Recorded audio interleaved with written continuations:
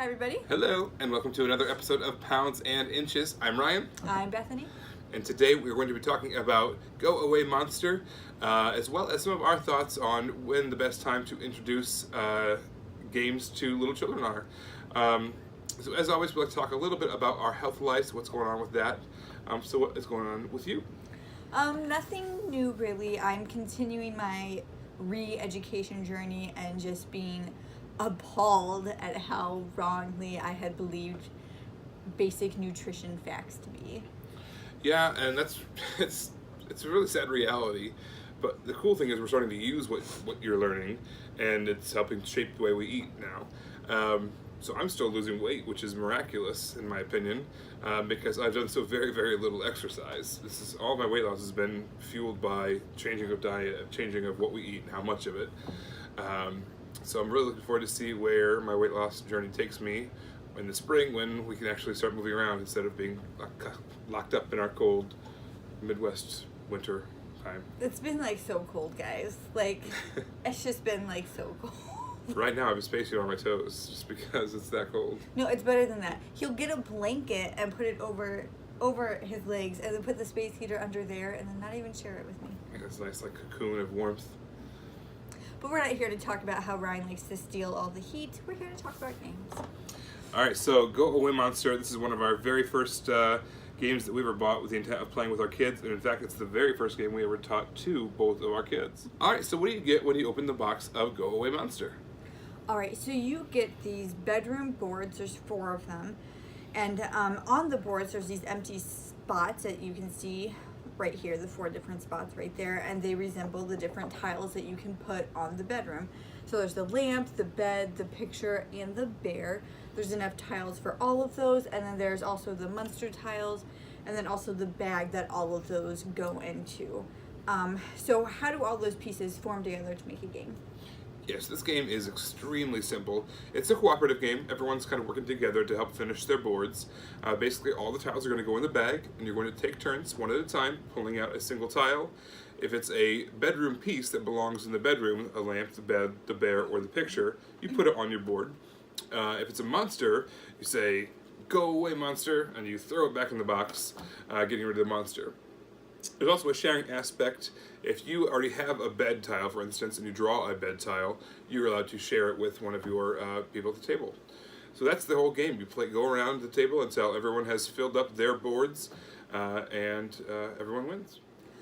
One aspect of the game that I really like, especially when it comes to teaching this as a first game to somebody, as a first game to a child, is the skill of taking turns. You have to have the bag. You pull one thing out of the bag and then pass the bag along, and then you have to wait until everybody else gets their turn until it comes back to you. And it's such a simple thing that we take for granted when we're playing games, that it really is something that you have to teach to a small child. Mm-hmm. Yeah, another thing is that sharing aspect, that sharing mechanic that's built in, we really enforce that, really encourage that. Also, we really encourage the use of manners when we're playing this. You know, when we're handing the bag off, you say, "Thank you," and "You're welcome." And when you're sharing the tiles, you know, "I would like to share this with you." "Oh, thank you very much." And we, you know, maybe not, the 1-year-old's maybe not saying that, but "Thank you very much." But yeah, we encourage that, the manners and the sharing, and it's a really important skill to learn too. I also like the monster tiles in this. They're cartoony. They're not really scary at all, which is kind of the idea behind the game. I would like to mention, though, that Gamewright has come up with an, not a new version, but an updated art to this game. And let's just say that if you get that version, you're doing good. Yeah, this art's not my favorite, but it gets the job done, and the kids themselves have never had a problem with it. Yeah, no, that's just purely aesthetic for us. Yeah, and also, well, it may be lost on some of the very younger crowd, you know, 18-month, 2-year-old even, but the game does help you conquer that fear of monsters, you know, monsters under your bed or whatever. You tell them, "Go away, monster," and yeah, it helps you along with that.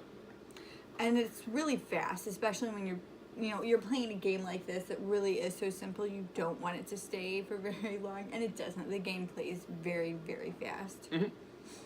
Is there anything that you would change about it? I would not change anything about this game, but I do want to mention it's just not for adults. It really is a kid's game. There's nothing in here for adults. Yeah, this is a training game in the truest sense of the word. You are you're reinforcing those skills and those values, but it's not something that you're going to enjoy playing very much as with your kids, with the exception of the time spent with your kids, which is what we'll get to a little bit more later. But the game itself, you're gonna hope that they get past this game soon. Yeah, but it is a good game. It's a great game, I think, to introduce your children to if you're starting to play very young. We introduced this game to our firstborn when she was about 2 years old, because that's when we were getting really into gaming and we just really wanted to play a game with her. And so we introduced this to her, and she caught on right away, and it went really well, and we were able to progress onto other games within months. And with our secondborn, in between like a year and a half to 2 years, and it took a little bit of time. The first time we played it, we made it one round before she was all done, and then we moved on to other things. So somewhere in between there, the game says 3+. It says 3+. But I say 2 to 3. I think after 3, it's kind of out at that point. Especially if you have other games that they're exposed to at the same time. If this is their first game ever and you're starting them at 3, they'll probably like this for a few months. Yeah. But the box, the 3+ is more of a suggestion than a rule. We were teaching our second at 18 months, and while she was not getting it fully, she was getting it fully by 20 months. Yeah. So that's kind of raises the question: when is the best time to teach a kid a game, to get them into gaming? Yeah, besides, just an age factor of being able to sit down and take turns and things like that, they have to be interested. I think when we knew to introduce this game to our secondborn was when she was able to sit on our laps while we were playing a game and not try to reach for everything, because she just knows that this is part of something. There's something going on with this right now, and Mommy and Daddy don't want me to touch this, and it's important, and I want to be a part of what is important. Yeah, that's the same thing was true with our firstborn. She saw us all sitting around the table laughing and having a great time, and she wanted in on that action. And so as soon as we were able to show her a game that was up to her capabilities, she was all for it. So that's really the heart of the whole thing is... my goal, I want to be able to go into my old age with having a family around me that all wants to play games.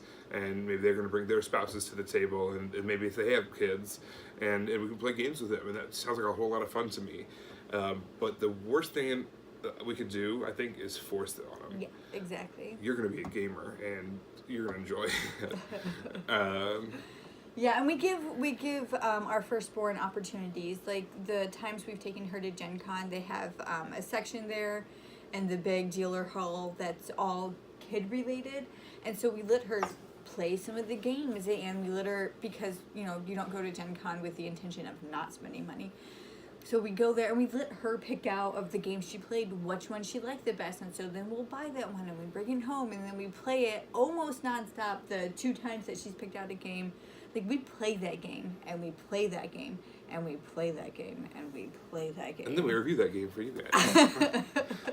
But, she likes that, and we're not going to regret spending the time playing the game that she wants to play at that level, Well, the game might not be our favorite. The quality time around the table is the point.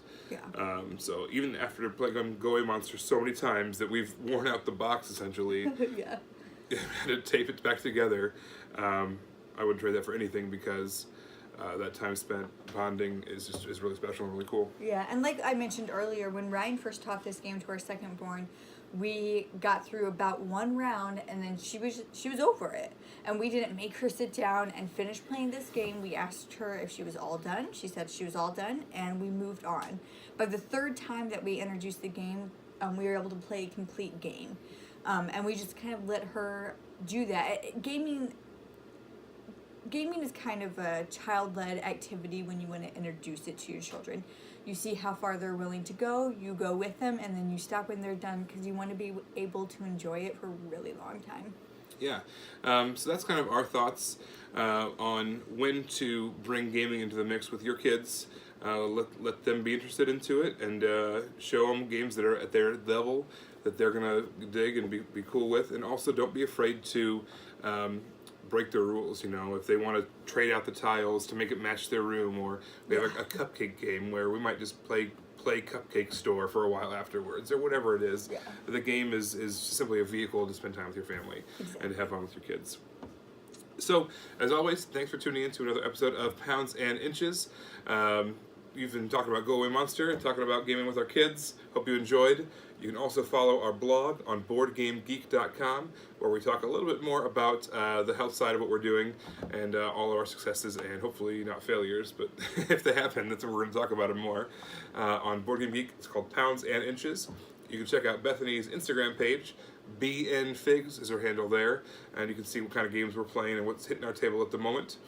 As always, you can comment here, talk to us. We love hearing from you guys. Subscribe to see all of our latest videos. And until next time, bye. Bye.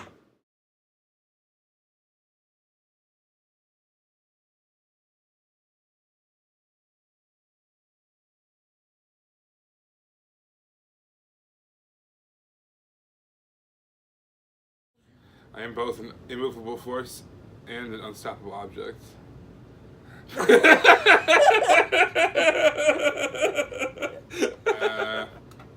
So what do you get when you open the box of Pounds and Inches?